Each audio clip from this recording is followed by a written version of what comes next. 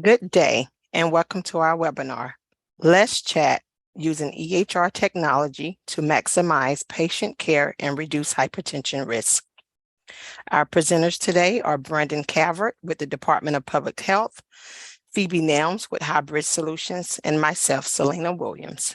I am the Program Manager for Hybrid Solutions. As many of you know, Hybrid Solutions is Georgia's health IT center, and the primary goal of the division is to assist undeserved and at-risk communities to adopt innovations that are the right fit for the provision of healthcare and the improvement of health outcomes within their population through technology and clinical practice transformation. We are located on the campus of the prestigious Morehouse School of Medicine within its National Center for Primary Care. Our executive director is Carmen Hughes, and our executive medical director is Dr. Dominique Mack.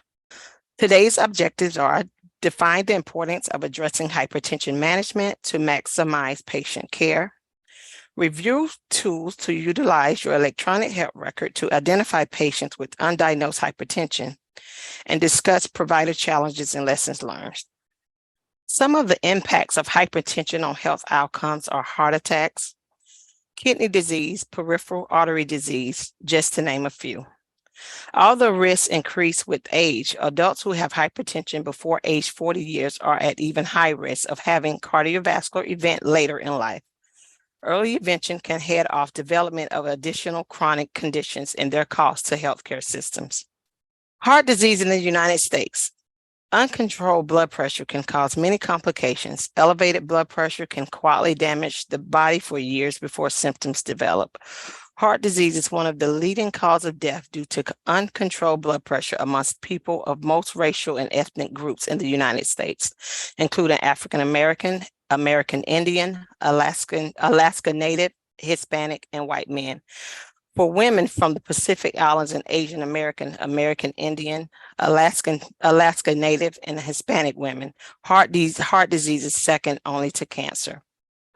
Heart disease costs the United States about $229 billion each year from 2017 to 2018. This includes the cost of healthcare services, medicines, and lost productivity due to death. Coronary artery disease is the most common type of heart disease in the United States. It is sometimes called coronary heart disease or ischemic heart disease. Angina, chest pain, or discomfort is one of the most common symptoms. These symptoms are prevalent when too much plaque builds up inside the arteries, causing them to narrow and block blood flow to your heart muscle and the rest of your body. For most people, a heart attack is the first clue to knowing you have coronary artery disease. Symptoms of heart attacks are chest pain, weakness, lightheadedness, nausea, or cold sweat. Pain or discomfort in the arms or shoulder, and shortness of breath. About one in 5 heart attacks are silent. The damage is done, but the person is not aware of it. It is important to get an accurate blood pressure reading so that you have a clear picture of your risk for heart disease and stroke. A reading that says blood pressure is lower than it is may give you a false sense of security about your health. This illustration shows healthy and unhealthy blood pressure ranges and the blood pressure stages according to how high your readings are. Surgeon General calls to action to control hypertension. So this illustration shows healthy and unhealthy blood pressure ranges. A normal blood pressure reading is less than 120 and less than 180. The elevated is between 120 to 129, the systolic 120, the diastolic 129. You get into the first stage of hypertension between the readings of 130 to 139, the diastolic 80 to 89. Hypertension stage 3, over 140 or higher, and 90 or higher. You're within a hypertensive crisis, higher than 180 and higher than 120. There's a video I would like to share with you guys to monitor your blood pressure at home. Phoebe, if you can share this quick video, please. Your doctor has told you to check your blood pressure regularly at home. An accurate reading depends on, so follow these steps. Get ready. 30 minutes before you take your blood pressure. Don't smoke. Don't drink beverages with caffeine. Don't measure your blood pressure if you are upset or in pain. Use the washroom if you have to. 5 minutes before, get into position. Sit quietly with your feet flat on the floor. Rest against the back of your chair. Take off any bulky or tight clothing. Rest your arm at heart level on a table or a firm surface. Always use the same arm. Now you're ready to take the test. Wrap the cuff snugly around your bare upper arm. 2 fingers should fit inside the cuff. The edge of the cuff must be 3 centimeters above your elbow. Don't talk or watch TV. Take 1 reading. Leave the cuff on, wait 1 minute, and take a second reading. Write down both blood pressure readings or use an app. And then share the results with your healthcare team. Some monitors will even record the readings for you. You did it! You've taken the correct steps to monitor and help maintain a healthy blood pressure. Roughly 1 in 5 people in Canada have high blood pressure. High blood pressure is the #1 risk factor for stroke and a major risk factor for heart disease. To learn other ways to control high blood pressure, go to heartandstroke.ca/blood pressure. Thank you so much, Phoebe, for this video. So this video showed you how to properly take your blood pressure at home to ensure you are getting an accurate reading.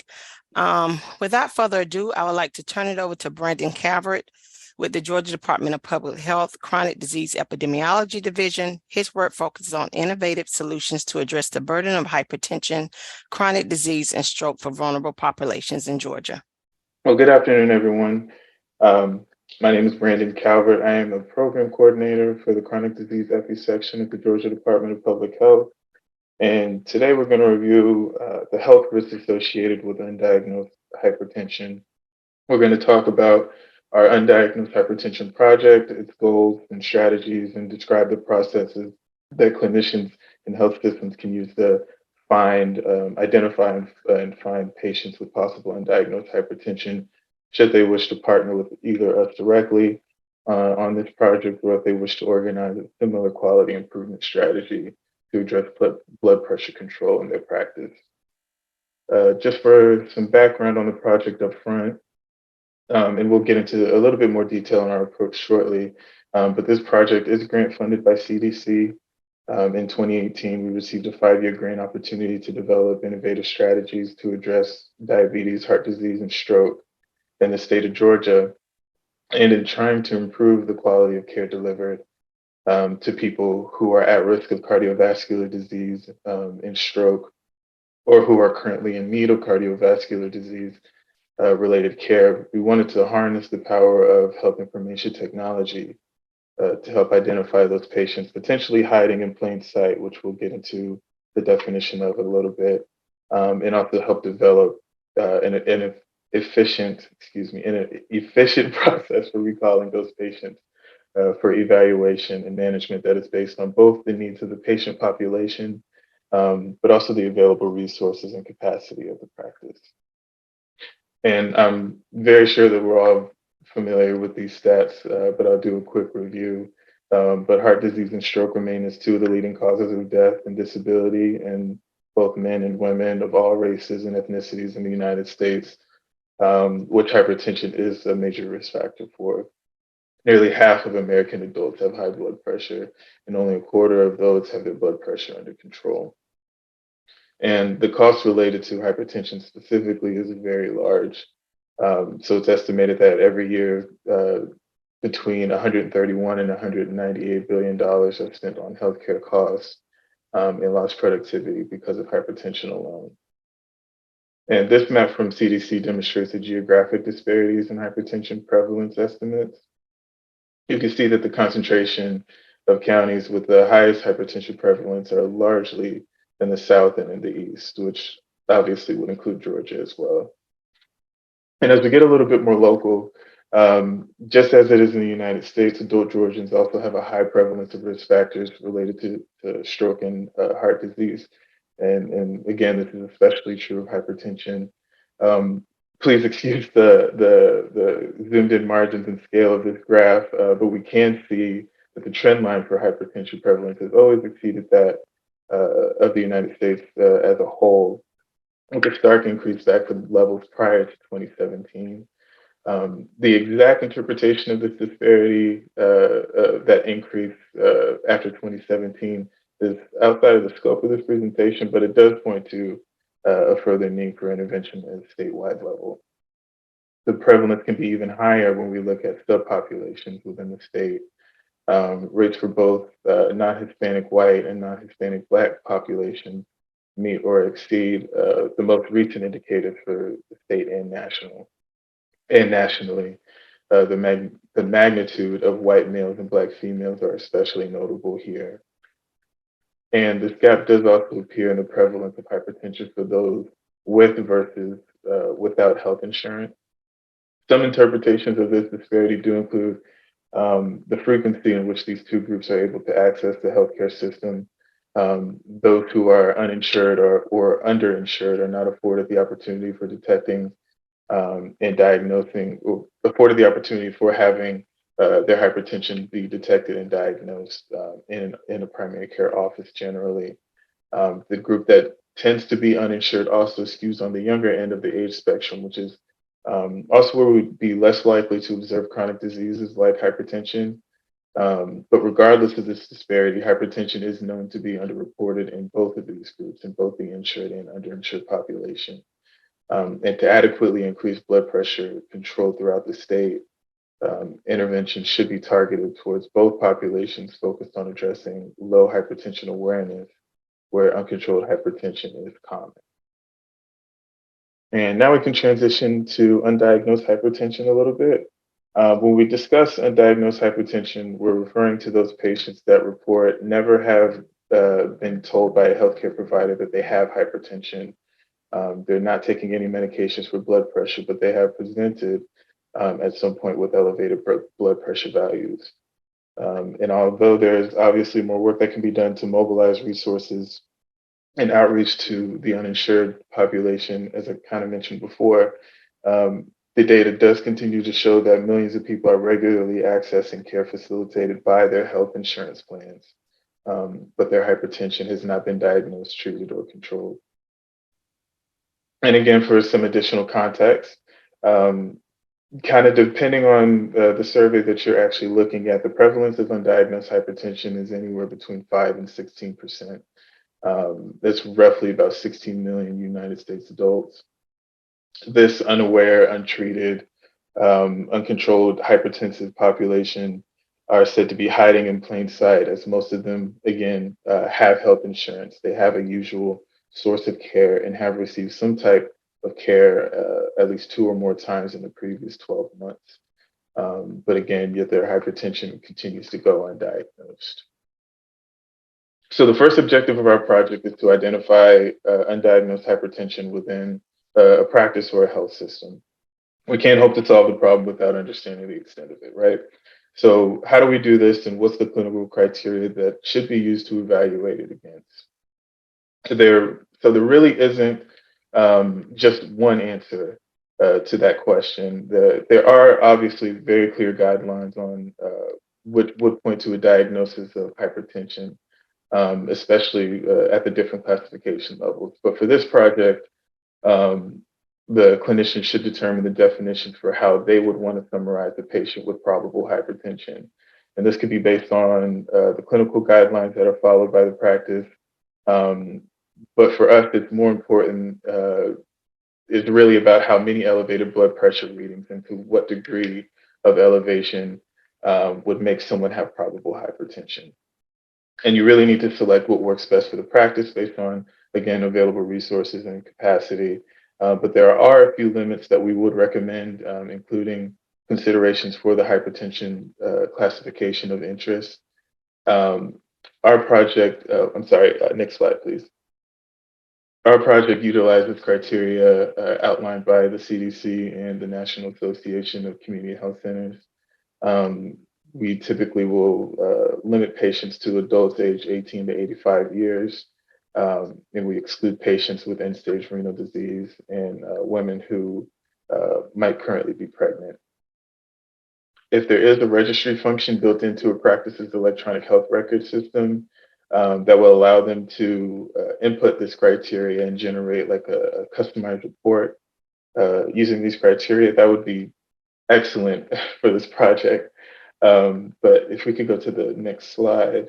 But this refined algorithm could also be built into the electronic health record by either an internal IT or informatics staff, or we may need to outreach to the electronic health record vendor to generate a report for us using these criteria, which could then be repeatable for future use.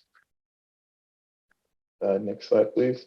Our second objective is to help design a care pathway to recall patients and confirm whether they actually have hypertension.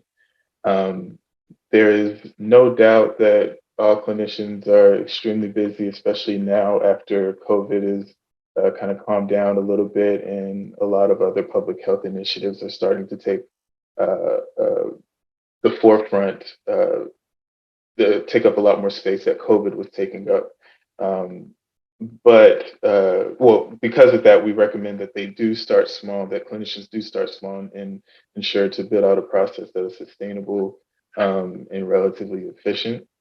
So, for example, you can pick a more conservative clinical criteria that has a higher positive predictive value, say 2 values within the last 12 months of 160 over 100, for example.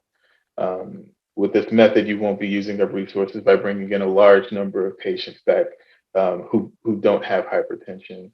And then you can expand it from there. You can find some patients, you can confirm those patients, and then expand the clinical criteria maybe to one value of 160 over 100, for example, and on and on and on.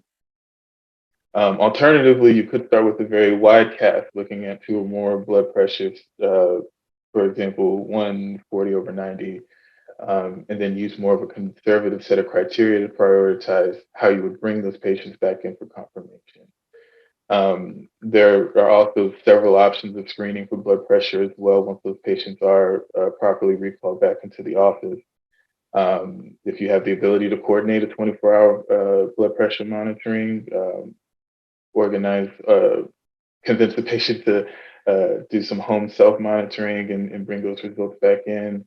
But if you have access to the automatic blood pressure machines that are typically found in some primary care offices and pharmacies and the grocery stores that have pharmacies and those kinds of things, if you have access to one, or you could get multiple repeat or multiple in-office measures that can be that can also be a way to confirm a patient has hypertension once that patient is identified and contacted. Really, just whatever is available to the practice and that's convenient to the patient as well. We can help integrate that into this recall workflow as well. Next slide, please. So as practices work through this cascade of finding and recalling patients with undiagnosed hypertension, I do kind of want to stress again for a project, any kind of quality improvement project, especially one that's similar to this, where you have the potential of recalling in a large number of patients. I think it is important to make sure that the process is as efficient as possible, and to also keep expectations in check throughout each section of this study and follow up. For example, you'll find patients with potentially undiagnosed hypertension. You'll lose some of the patients who are unable to be brought back in for confirmation for one cause or another. In patients with confirmed hypertension, you may lose to follow up again, and you're especially those you're not able to get under control quite yet. So choosing those clinical criteria and when starting the cycle can really help promote efficiency and improve your reach of your program, of this intervention. I'm sorry. So here we're going to get into a couple of examples where this process was implemented, and the second one, of course, is going to be ours with some of our early preliminary data. But this first one being from the CDC and the National Association of Community Health Centers, again, which ours is based off of. They, of course, use the electronic health record algorithmic approach, and they were able to identify 1,785 patients who were previously undiagnosed for hypertension. And that number of patients represented about 32% of those screened across the eight health centers in various states. In ours, next slide, please.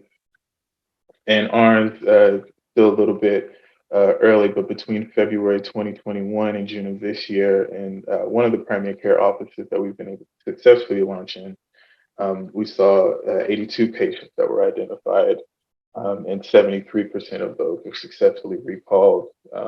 We had hypertension confirmed in their cases, and were able to begin medication therapy because of that follow-up. Now, if this work does seem interesting to you, we're always looking for additional partnerships. I'm going to plug us a little bit, especially with primary care clinics. You would get to work with this wonderful team at Highbridge, Ms. Phoebe and Ms. Selena. I joke a little bit, but we do understand that the magnitude of taking on what can turn out to be a fairly big quality improvement initiative or activity like this is pretty great. And it's going to be important to make sure that you have a good internal team that you can bounce ideas and make sure that you have that efficient workflow process, but also external collaborators and consultants to work through those internal workflow technical issues and any other problems that will inevitably pop up, which we have seen some issues on our own with some of our partners that we've reached out to. And also just to provide some feedback, again, to bounce ideas off of, especially as it relates to the recall process and making sure that you're able to target a specific population. If you're interested in taking a health equity approach, for example, bringing in people of color or women. But if you are interested in participating, if we could go to the last slide. My contact information is here on the screen, and it'll be available through this recording as well once that's made, once it is finalized and made available for viewing at a later date. But thank you for your time and letting me speak for just these last couple of minutes. And Phoebe, I will pass it on to you. Okay, I'll take over Phoebe before you start. Thank you so much, Brandon, for that wealth of information and giving us a background on the burden of undiagnosed hypertension population in the United States. Quality improvement projects are so important to implement within your practice. When healthcare systems focus on quality improvement, they create significant change within a medical institution, achieving everything from financial savings to, most important, saving patients' lives. I would like to introduce Phoebe Nams, who is the Associate Director here at Hybrid Solutions Health IT Division. Phoebe and I have been working with the practices the last 4 years to enhance their EHR and to take full advantage of the tools that are embedded in their system to identify and manage patients with hypertension.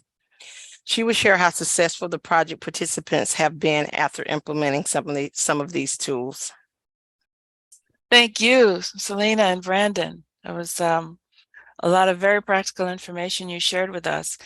And so we've had the privilege, as Selena mentioned, of working with the practice directly to do the steps that have been outlined here. And it's really been an honor and a privilege to work with this practice because they have really devoted the attention to hypertension and made a difference in the lives of their patients. So at first we asked them to assess the recall protocol that was in place in their practice to try to identify patients. And so it was something that they gave attention to.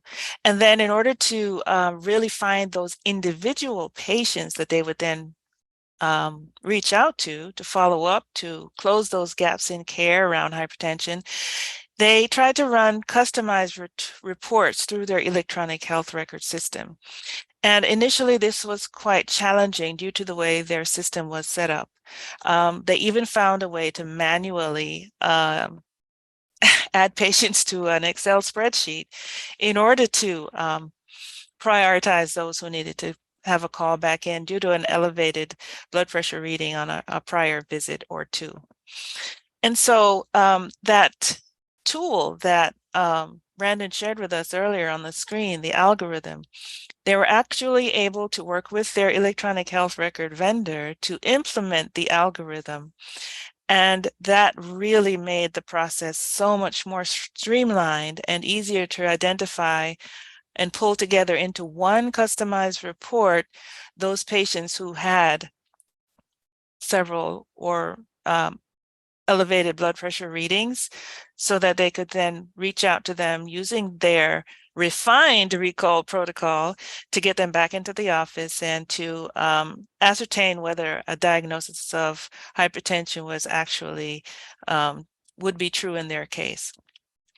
So another thing that the practice did was, in order to take the quality improvement initiative to another level, they actually implemented a pilot program for remote patient monitoring. So they had devices sent to the patients, and the patients would be able to monitor their blood pressure daily, and those readings would then go electronically back to the practice. So this was really beneficial in the case of one specific patient who, because they were so conscientious in monitoring their blood pressure, when and making the lifestyle changes that were provided through patient education, they had outstanding positive results in controlling their hypertension. And so that was a very, very good outcome for utilizing that instant, you could say, feedback. This patient did not have to wait until their next office visit to provide valuable data on their progress to their clinician. And of course, it doesn't just work for hypertension, diabetes, chronic heart failure, things like that can be monitored using remote patient devices. So another thing that really came to the fore during this project was the need to emphasize education around chronic diseases, the downstream effects, and of course, provide positive reinforcement and reminders that help motivate patients to continue to follow lifestyle suggestions and also medication adherence. And the more engaging you can make those resources, brief, colorful, to the point, the more patients seem to adapt and adopt and accept them. So all in all, if anybody's interested in working with us on this quality improvement initiative, it really can be very rewarding, and we hope that you'll reach out to us and take advantage of this opportunity. We have some opportunities also for continuing education that can provide credits and certificates to medical staff. I know one of the things that we really appreciate about this ForMed approved training is that it helps you comply with the HIPAA training that's required every year, and you can generate a certificate for your staff and also for other professionals, medical professionals who might need CE credits moving forward. So we hope you'll take advantage of the 20% discount that's offered through their partnership with us. There are also some additional learning opportunities. I think we'll have access to these. We can follow up and make sure that everyone who's registered has the link. Can email that to you. One is the 2-in-1 HIV COVID screening and testing model for any clinicians. And there's an incentive to receive a $30 Amazon gift card for signing up for that, as well as training on how clinicians can provide care and screening to individuals with disabilities, and accessible and adaptive communication to ensure that our conversations with individuals with disabilities are appropriate and most beneficial. We want to thank you again for joining our webinar. And let's see, Selena, do you know if there are questions or information that we can respond to? Yes, thank you so much, Phoebe. I have dropped those links in the chat regarding the upcoming learning opportunities around the disability training opportunities and the 2-in-1 HIV and COVID screening testing model. So those links have been dropped in the chat for you to access. And I do have a question. Someone asked to discuss the steps that the practices are taking in order to bill for remote patient monitoring. What has the reimbursement been like based on what we have experienced? I can, if you would drop your email in the chat, I can send you some information over and reach out to you regarding this question. Because every practice has had, different experiences, and it's based around the Medicare Advantages products that they're submitting these claims for under remote patient monitoring. So if you drop your email, thank you. What steps can we take to have your organization work with practices who provide devices for remote patient monitoring? Yes, we have a company that we do work with that will that we can refer you to. So I can also send that information to you as well regarding the company that works with the remote patient monitoring. So they'll provide training, the devices, and the billing training and portal training around that remote patient monitoring. So I can get that information to you. Okay, there's another question. Any info on why patients are not diagnosed with hypertension while they are in the clinic when high blood pressure results are recorded? I can answer that a little bit. Okay. It kind of just depends on there's naturally just going to be gaps that are going to be different with every practice. For some practices, it could just be a complete oversight. A patient may come in for one visit and then may not need to see the doctor again for another couple of months, or they go in maybe twice a year for a physical or something along those lines. And there may not be a consistent track to actually to notice that there is a trend for elevated blood pressure readings. Some people are also just they kind of switch doctors on a frequent basis. They have health insurance and they can shop around for doctors' offices. If their records are kind of spread throughout many offices, it's also difficult to kind of notice those trends as well.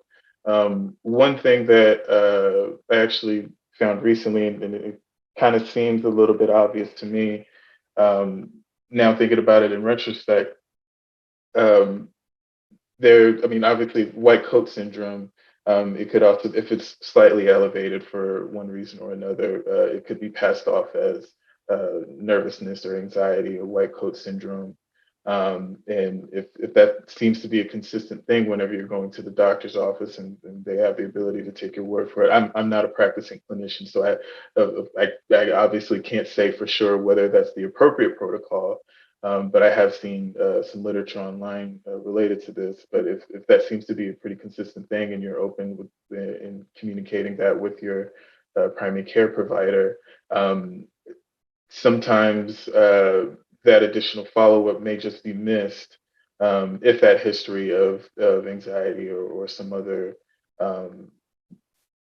underlying health issue or something else could be kind of interfering with that judgment call and actually bringing that patient back in and having them evaluated for hypertension. I know in my case personally, when I was put on some hypertension medication a few years ago, since gotten off of it, I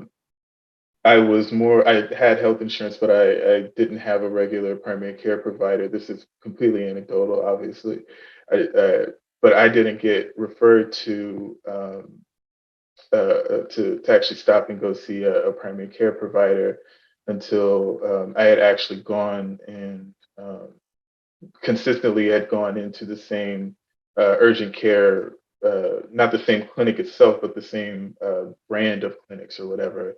And the PA actually had went through my previous visits and had noticed that I had consistently had elevated blood pressure readings, and nobody up until that point had mentioned anything about hypertension to me. It's usually been either a tech or a nurse kind of mentioned, "Oh, are you nervous today?" or "Your blood pressure is a little bit high," and then we kind of move on to address the actual problem that I was there for, which is typically being sick. And I kind of mentioned that a little bit, but that seems, those few examples kind of seem pretty consistent throughout the literature for explaining some of this, and obviously some of it could also just be attributed to negligence. I don't want to disparage anybody's name, especially our lovely medical providers and clinicians. But that's also an aspect that falls into this as well. But the important thing is to kind of make sure that we're implementing these tools that can find those patterns, and make sure that we can bring those people back in for follow-up care, especially if they need medication, and to make lifestyle change recommendations as well too. I thought it was really, really great points that you made. And in working with this particular practice around hypertension, they did mention white coat syndrome as one of the causes for elevated blood pressure readings. And so their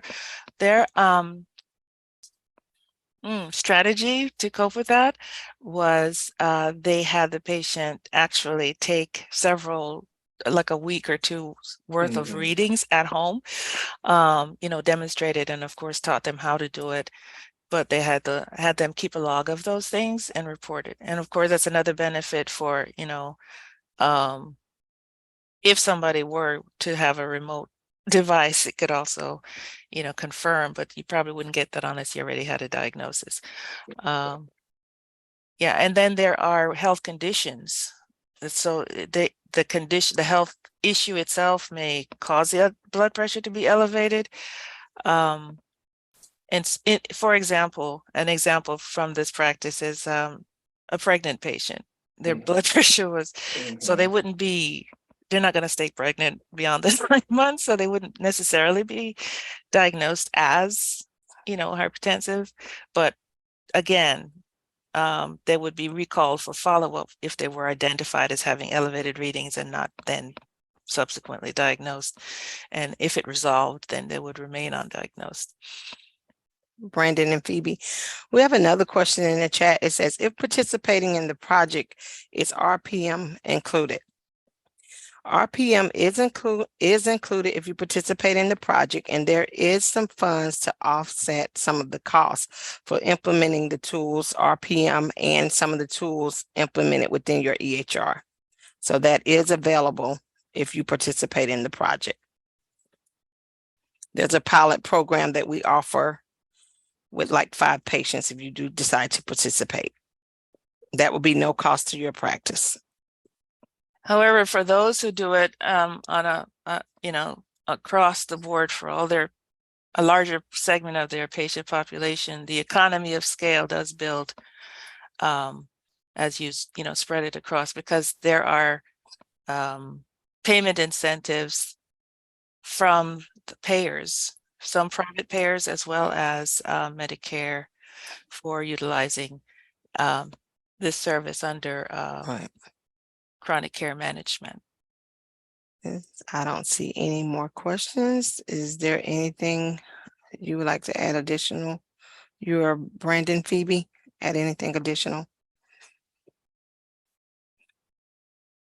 Well, I just want to say what a joy it is to work with the Department of Public Health on this project, and really getting to know clinicians and their commitment and dedication to the well-being of their patients has truly been inspiring.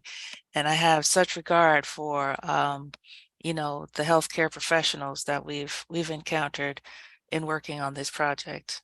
They balance and juggle so many things. For those who are committed to doing this work to not only help their patients, but the learnings that the Department of Public Health gather from projects like this can be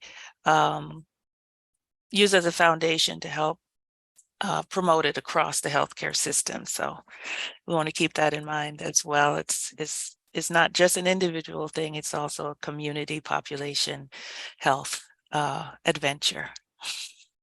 Thank And you. I'll just reiterate those same points. It's been great so far working with the Cyber's team, with both of you.